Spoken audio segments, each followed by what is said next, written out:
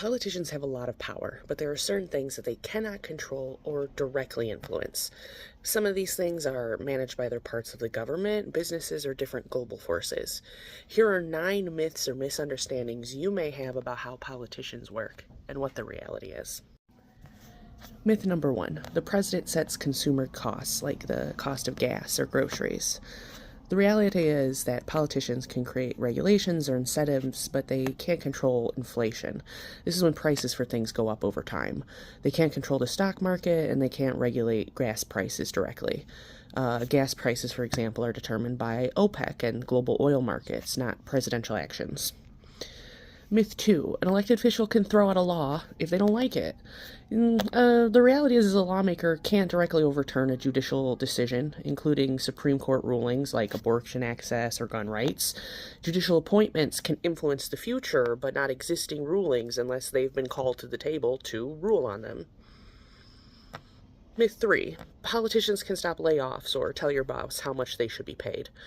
The reality is politicians can't dictate how businesses hire, fire, or price their products, aside from enforcing certain government regulations.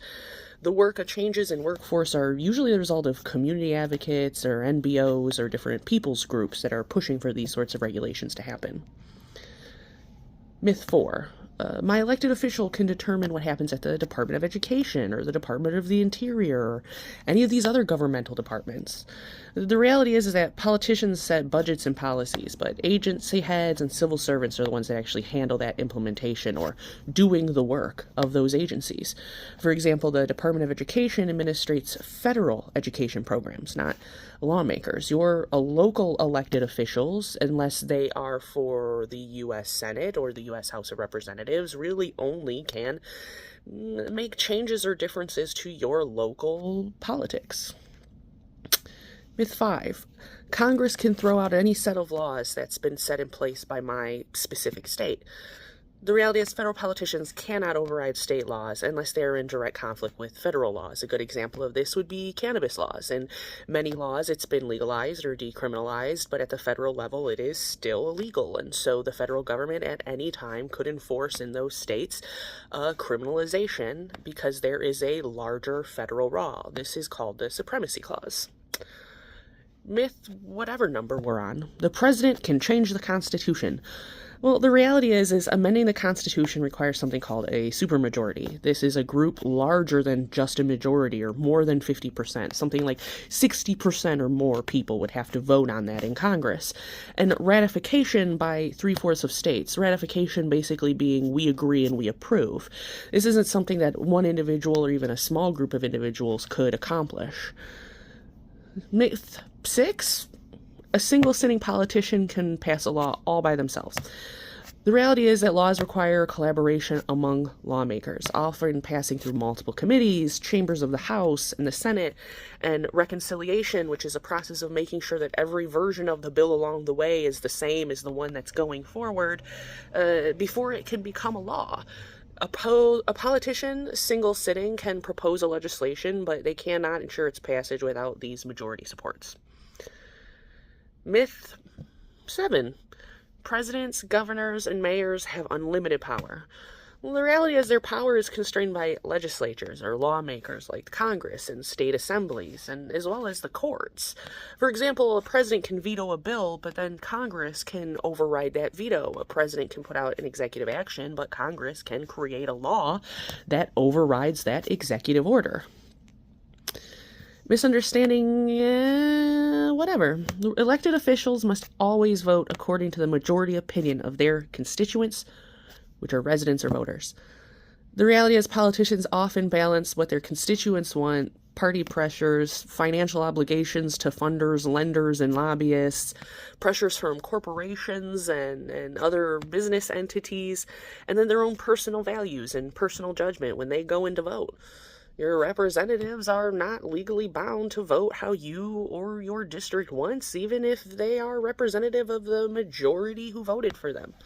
Simply put, once an elected official is in office, they can do whatever they feel is right to do, and the power that you have to revoke that right comes in their next election cycle.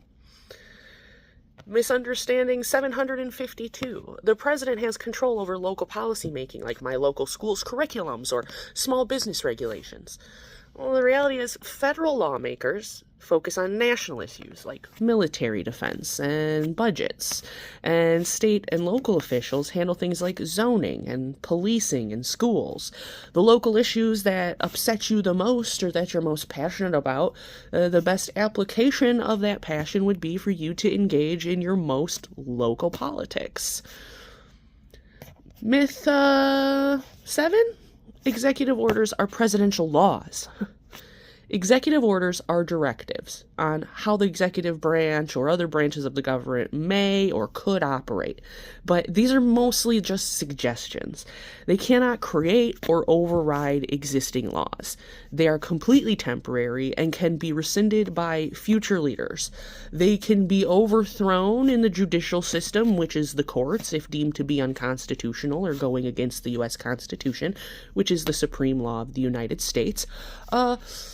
Or they can be overthrown if Congress elects a new law that would oversee or stay above that executive order. And then the final myth. My favorite politician can deliver on every campaign promise. The reality is, like we already discussed, many of those promises depend on legislative approval and other factors beyond their control.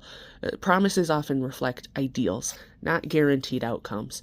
And those promises often also reflect what is the most important topics or what has the most buzz that my voters are talking about, so that I can make promises that will inspire them to vote for me, even if I don't necessarily care about following through on those issues. If this video was helpful for you, come on over and give us a follow at the Shatterpoint. We are not a perfect or pre-scripted or AI-generated platform. We're just over here doing our best to inform average, everyday Americans just like you, so that you can engage in these conversations and feel like you know what you're talking about. As always, all of our resources on our Substack are always 100% free and available to everyone, so come on over.